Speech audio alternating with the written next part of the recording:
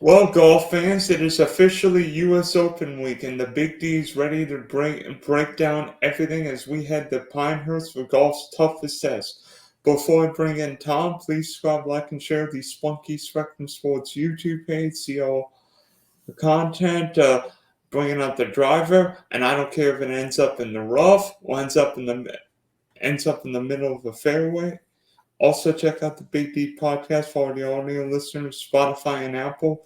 So, joining me, the most nervous England and golf fan I know. Tom, he'll probably be on 27 podcasts the next 2.5, 3 days. Tom Jacobs. So, Tom, both our national teams absolutely hit the skids this weekend. Yeah, I don't know if it's coming home is the term that we'll be using this week. Although we could do with an English winner of the US Open to potentially lift our spirits going into Father's Day next weekend, and obviously the start of the Euros for England. So lots to look forward to, but I worry it might end in disappointment as it has done quite a few years now. So we shall see. Oh gosh, does that mean you're still gonna bet Justin Rose and another major? Well, yeah, I mean, he might have just about talked himself out of that this week at the Memorial, thankfully. Quite helpful that he shoots an 80 in round one, so I don't have to follow him off a bridge again. But yeah, he was on the radar until then, so it's probably a good thing. I don't think I'll be betting Ricky Fowler when he was umpteen under par this week. Yeah, I don't think we need to worry about a repeat of the 1-2 from 2014.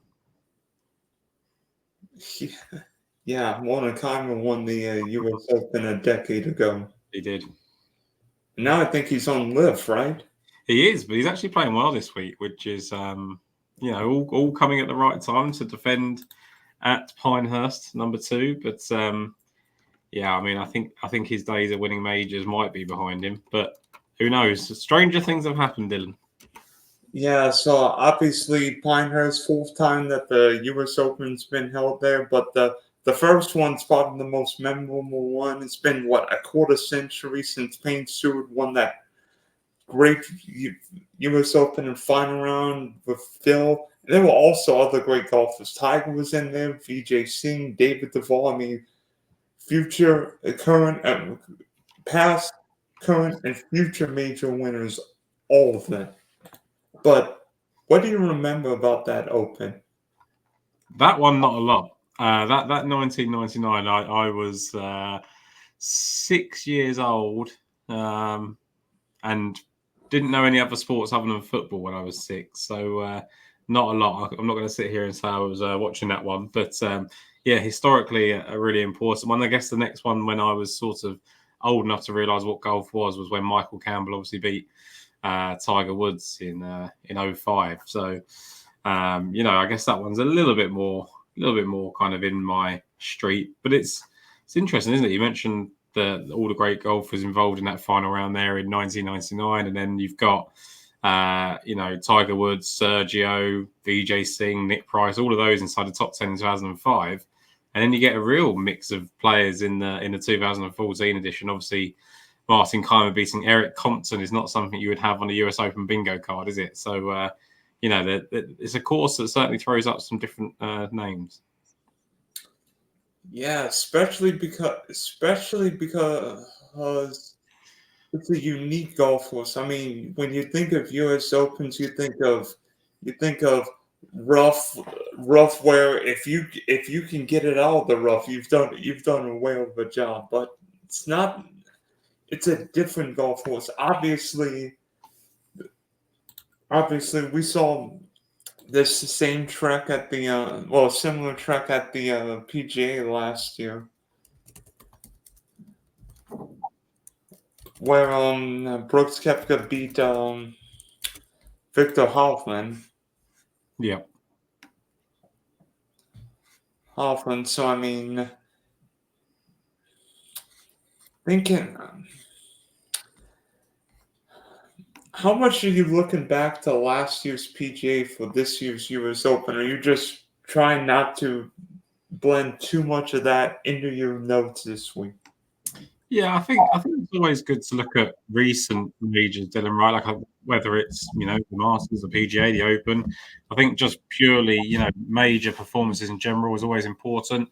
Obviously, you've made the link there between the two events. I wouldn't get too caught up in it just because that amount of time is quite a big period in golf, and we've seen Victor Hovland going from not being very good at golf or being brilliant at golf to being not very good at it to being brilliant again in the space of a week. So lots can change, and I think probably focusing on the most recent major at the PGA Championship and then obviously the Masters earlier this year is probably more important. So that will certainly be in my line of thinking with my picks this week.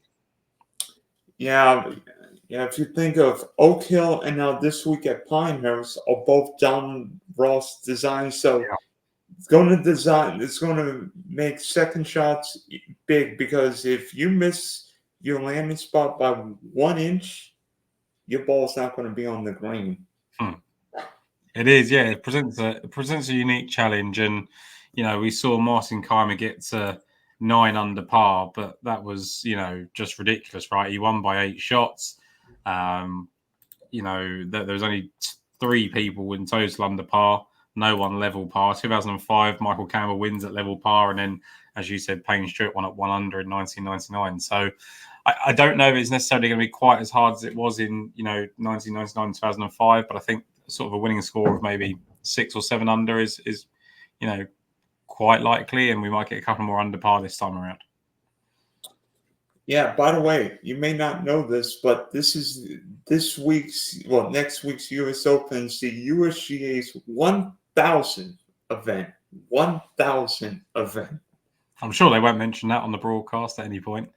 I'm sure they'll keep that to themselves. But it's longevity, right? It's great, and it's going to be a good tournament. Dylan, we've got a lot of great players, in form now. Rory McIlroy hasn't quite been doing it in majors, but he's obviously playing very well week to week. We've got Scotty Scheffler, who just, even an arrest doesn't seem to be slowing him down, does it? So Xander Schauffele finally realised his potential and won the last major championship. So we've got a really strong top of the market next week. Yeah, I mean, what course do you think 1,000 USGA events from now will be still hosting regular US Opens? I would say this one's got to be up there, isn't it? It's probably going to be around, isn't it? So there's probably quite a bit they can do to it. And yeah, look, I think it's a great venue, Pinehurst. I can't remember exactly how many courses they've got there, but it's quite a fair few, isn't it? It's at least 8 or 9, I think. So it's a busy golf complex, and number 2 is obviously the chosen major venue. Yeah, I've got another one for you. How about where the Open's going? How about where the Open's going next year? Oakmont. Yeah, that should be. That's an event that was held in 1920. Will be held in 2025. It might be held in 2020, 22, 25, or whatever. Whenever Oakmont hosted majors. Long after we're betting on golf, I know that. But, it's good to see, of course, stand the test of time, and this is obviously one that everyone's quite excited about this week.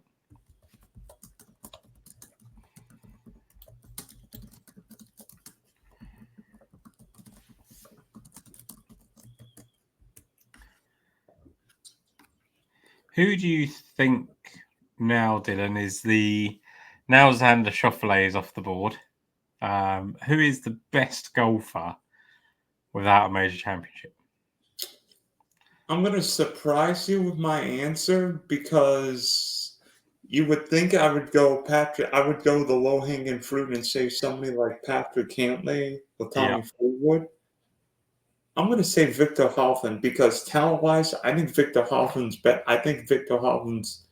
better and more consistent than Cantlay. I don't know what it is for Patrick Cantlay, but his major form has been bad. Victor Hovland's been in contention the last 2 PGAs. Now, he might not have the major experience of a Fleetwood or Cantlay, but Hovland's been there, and it's not a question of if Victor Hovland wins the major, it's a question when.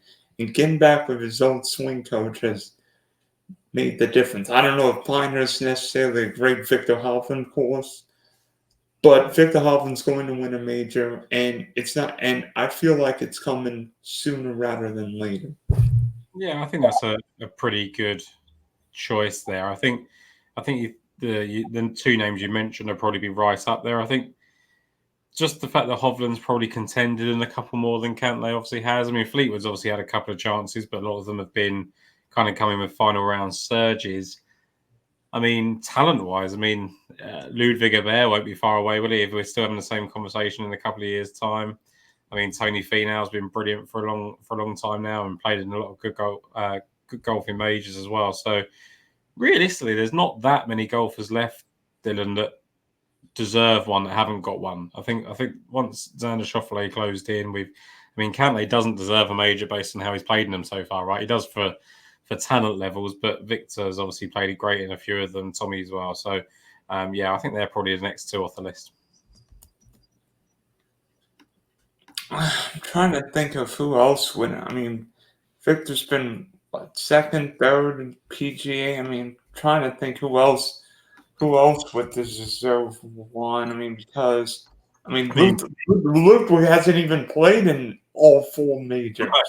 I would say Will Zalatoris has come close in a couple now, hasn't he? So he would have a shout at the Masters and the PGA Championship. But yeah, I think like even the people that have, there's probably a better conversation of who needs to get a second major championship. That there's a lot of golfers that have been stuck on one for a long period of time. Who's the best golfer with one major championship? And you've got the likes of Sergio and Justin Rose and probably Bryson and players like that you think would want to double up on major championships. So and Hideki even. So there's certainly names there of people that could double their major tally. Or even if you're going to count the international European flair, how about Matt Fitzpatrick? Yeah, I mean he's an interesting one, Fitzpatrick, because I think all of the stars aligned that week, didn't they? Being at Brookline and things like that. So I would say he's probably won what he deserves at the moment. But yeah, I mean, Dylan, Rory McIlroy's got to learn how to win a major again, right? Like it's been 10 years now, so we're finally over the 10-year barrier of Rory McIlroy winning majors. So yeah, I think in terms of, I guess who is it most important to win a major next is probably Rory to get back on track, right? So back to what he was going to be, and I think it goes to show, as we see how long it's been since he won a major, just how brilliant what Tiger achieved, what Phil's achieved in getting as many as he did, and getting one at 50 years old. Like there's a lot to admire from those sort of records. So lots still to come. A lot of good storylines. I feel like Rory's almost in that Phil mind where Phil tried forever going for a major. He was like, Phil's been second at the U.S. Open so many times. 5-6 times is ridiculous. Like Roy's almost in that realm, just trying to win majors. It's like, Roy always puts himself on the 8 ball. When we put together that 65 in the first round of the PGA, it's like, oh my goodness, Roy's going to win, and then he did nothing. Yeah, look, I think the other thing that's important to note when we think about Rory McIlroy is that Phil Mickelson was 34 by the time he'd got his first major, and Rory McIlroy is 35, looking for his fifth. So, he's got plenty of time ahead of him yet, Rory. One big change from the 2014 U.S. Open to this year is that this course will be on Bermuda Green. So, how will Bermuda Green change this Donna Ross design?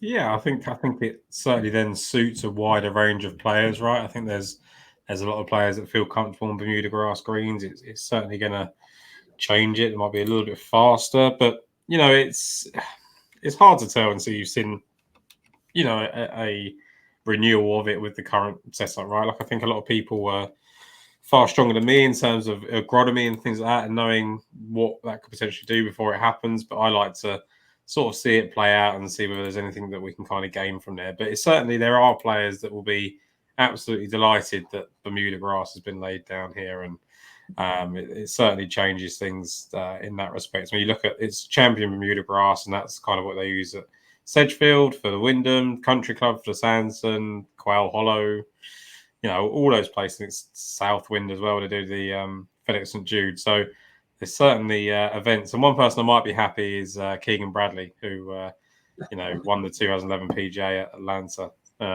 with Bermuda grass. So there's certainly some positives for others. Yeah, I'm like, of course, Webb Simpson's going to. Of course, Webb Simpson's going to win a U.S. Open on Bermuda again, right? I mean, that would be pretty. That would be a story, wouldn't it? After all those years of not being able to do anything, but it's going to be a really good test. And I mean, look, I think the thing with Pinehurst is it doesn't necessarily lean purely on distance. I think you can get away with being a little bit shorter off the tee as long as you find the fairways, and you need to play from the fairways. That's what Martin Kaymer did here in 2014, and that was why he was able to amass the score that he did over the first 2 days and then hold on to it. And the great thing is there's shaved off areas around the green, Dylan, which means you're not always going to be flop shots around the green. You're going to be putting some of it. You're going to be sort of bump and run. So it's a real chance for players to get creative this week. Yeah, I really think this is a course where you're going to hit a lot of you'll hit some great shots, and you hit some shots like, why did he hit that? And I'm like, it's the U.S. Open. Everybody's going to hit good shots, and then everybody's going to hit shots of like, where was that going?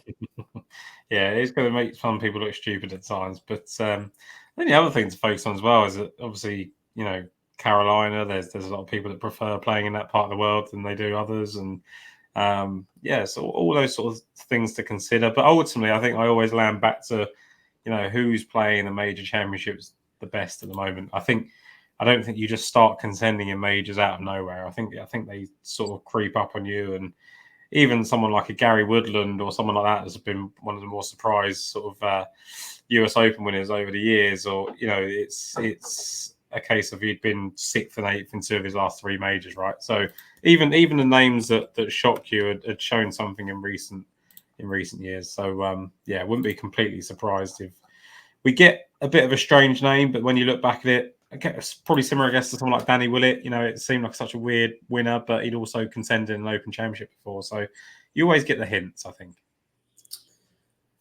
Yeah, obviously, Scotty Scheffler will be one of the main talking points. I mean, his season so far has just been in fuego. Let's see. He won Bay Hill. He won the Players. He won this event we like to call the Masters. And then he won the Heritage, for crying out loud.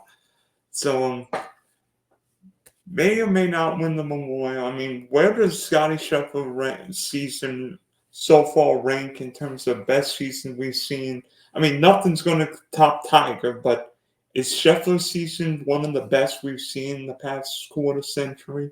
Yeah, you'd have to say so. And you've got Tiger, you've got Vijay Singh had a really good year. It's got to be out there, isn't it? It's got to be top 5 or 6 seasons so far. And I mean, look, he's a phenomenal talent. He's managed to finish 8th in a major championship after being arrested in the middle of it.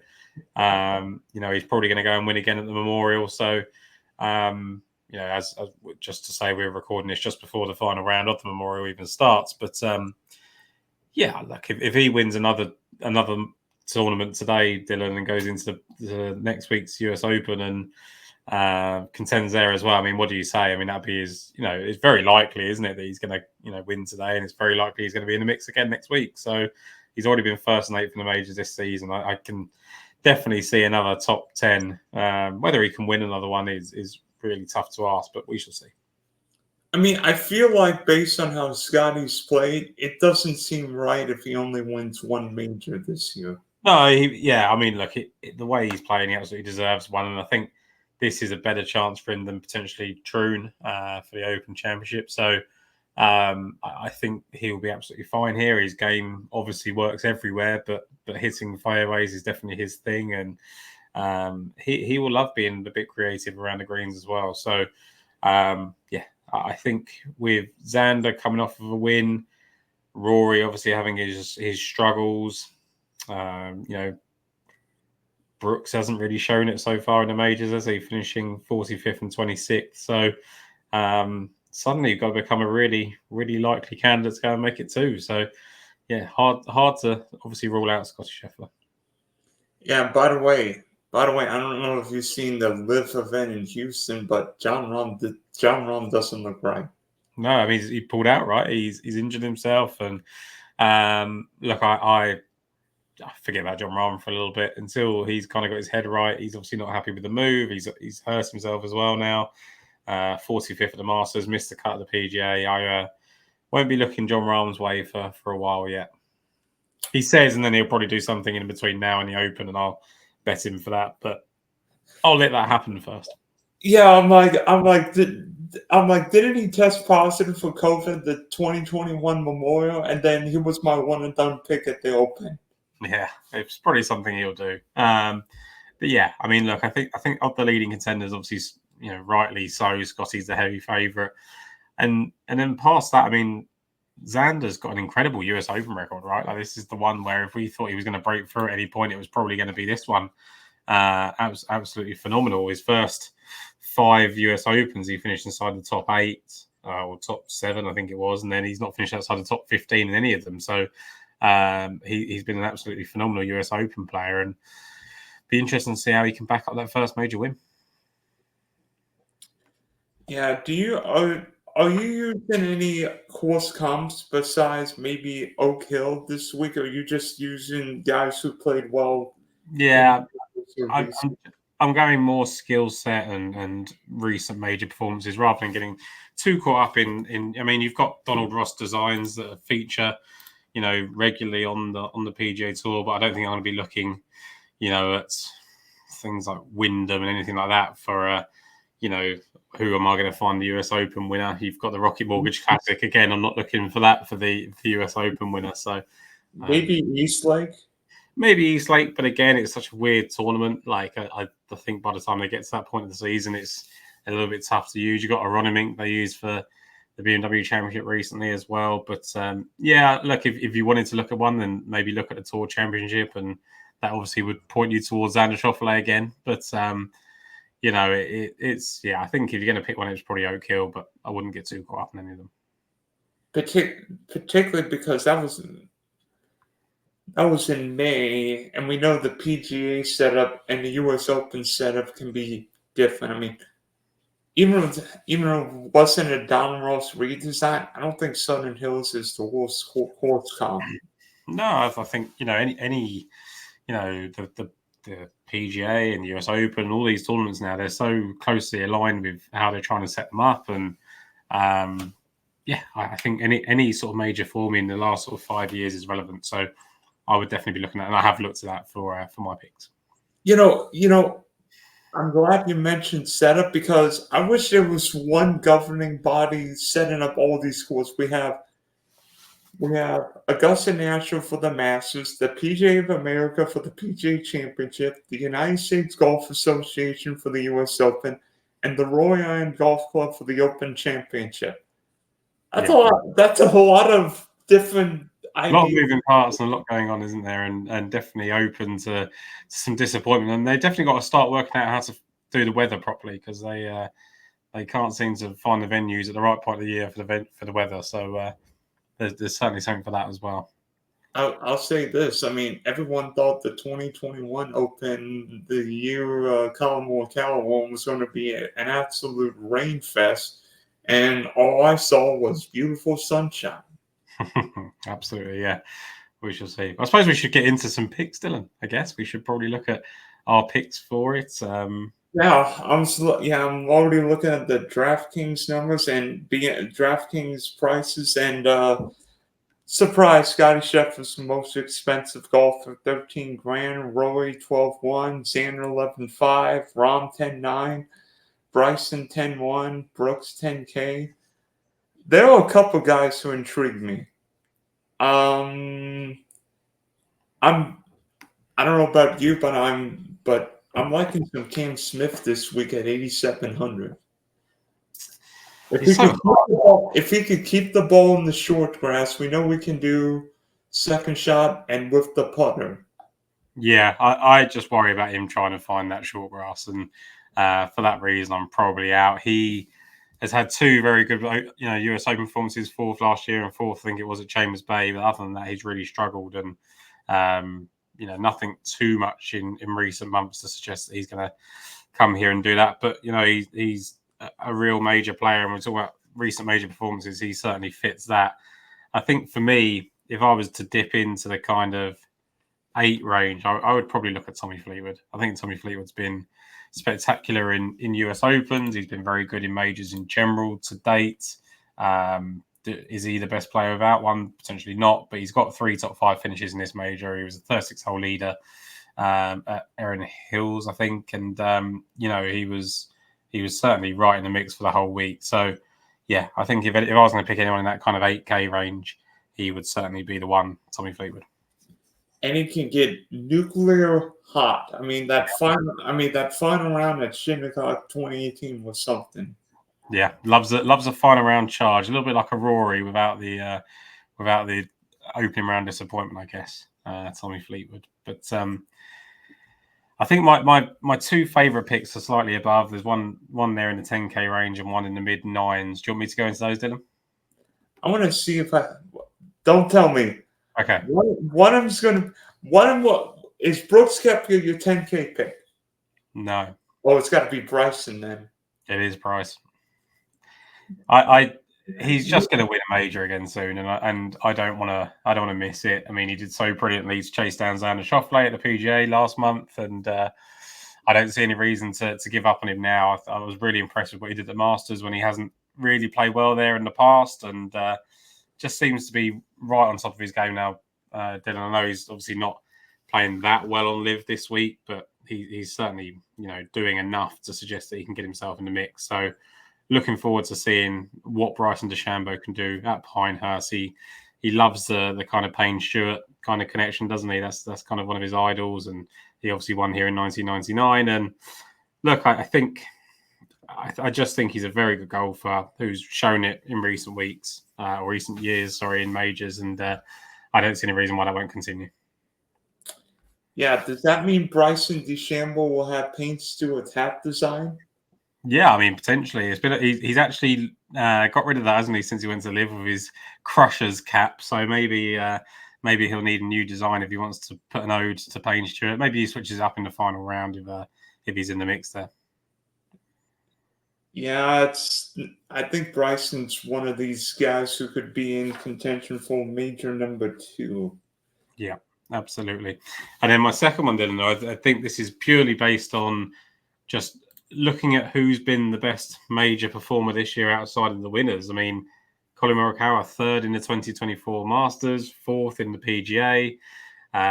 He's got a brilliant US Open record, really, considering not necessarily an event you'd expect him to be amazing at. I know, obviously, he certainly ticks off the accuracy skill, but 4th, 5th, and 14th his last 3 US Opens, and easy to forget as well, Dylan, that he was the 36-hole leader in 2022, him and Joel Damon. So third round 77 obviously cost him, but he bounced right back with a 66 on Sunday. So I really love what Colin Morikawa is doing.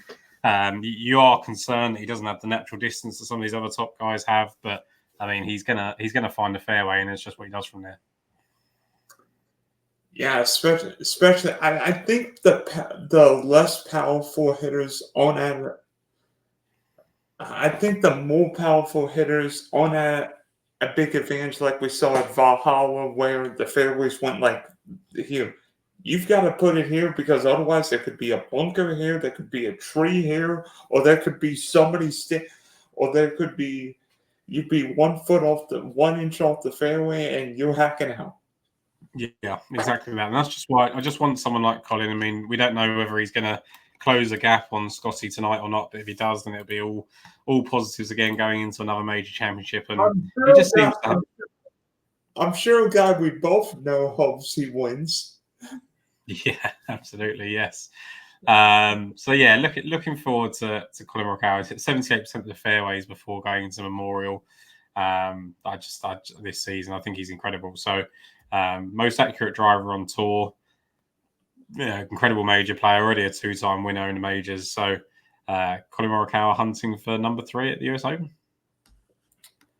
Now, before we announce our bets, I'm the trivia savant. You try and stump me, but it fails. What do you have this week? So, I want to know who was the last US Open champion that had to go through sectional qualifying before winning the major? Oh, gosh.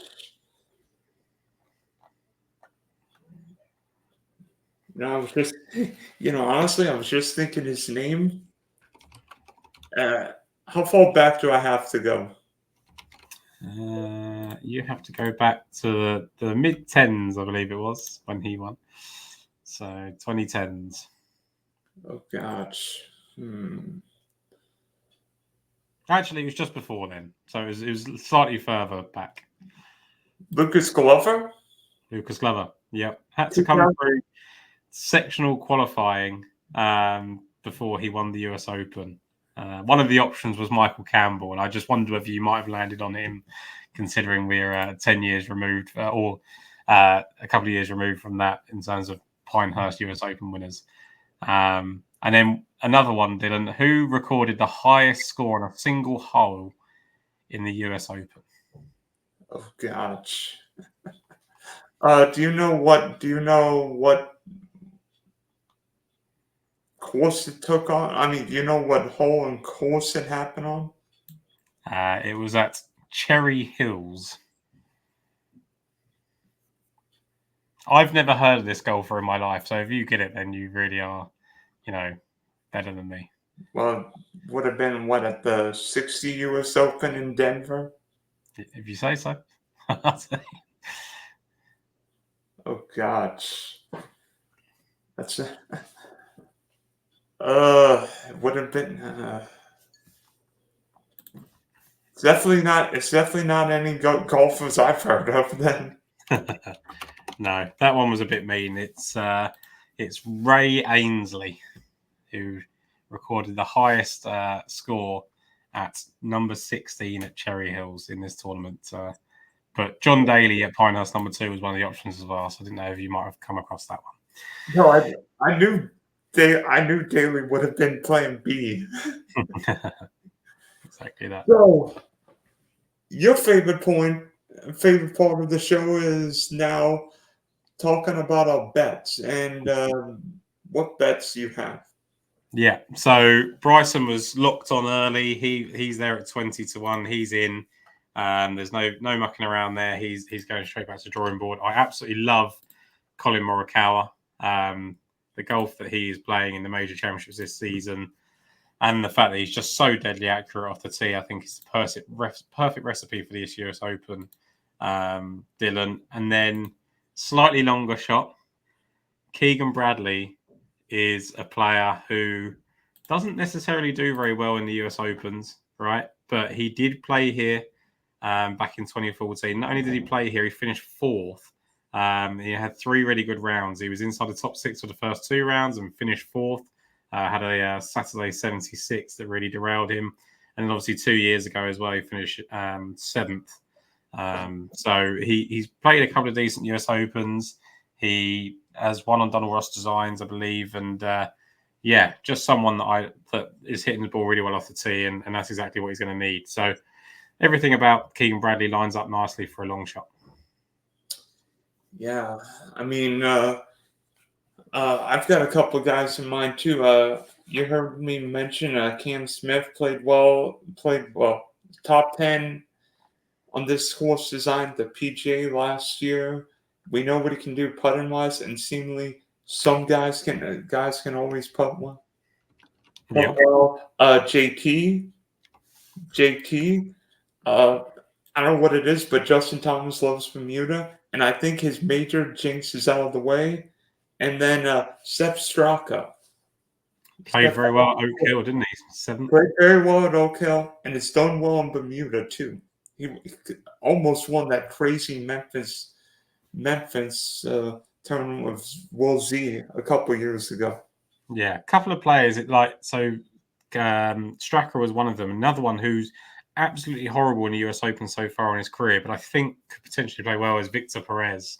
He's playing some really good golf, and he finished 12th at that Oak Hill PGA Championship last year. And look, I don't think it's his tournament, considering he's never really looked close to making a cut so far in the US Open. But playing good golf and obviously played well in this course last year, so I like it. But I'm going to give my one and done, and then I will come over to you, Dylan. So my one and done this week is going to be Colin Morikawa. Obviously, I used Bryson DeChambeau in the PGA Championship, so going with Colin Morikawa.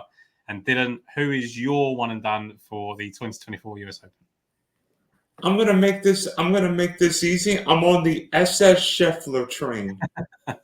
It's a good place to be, isn't it, Dylan? It's not a bad one to be aboard, and if he wins this week, you've got to have a lot of confidence going into next week as well. Yeah, and hopefully become the first guy since Jordan Spieth to win the Masters and US Open in the same year. Good, yeah, and I'll tell you what, it's not going to be Jordan Spieth again anytime soon, is it? So, it's certainly good to see Scotty Scheffler playing well. But that, I guess, wraps up the picks again for another US Open, Dylan. What's that now? Is this our third US Open that we've done, or is it just our second? I think we've definitely done at least two together. So hopefully we can get the winner this week. Yeah, I got the one with Rahm in 21. Been close with Roy and Scheffler the last couple of years, and I'm going back to Scheffler. Yeah, it's not a bad place to be, Dylan. So best of luck with the picks this week at the US Open. Looking forward to seeing what we get at Pinehurst number 2 this week. Yeah, and hopefully one of us ends up with a major win.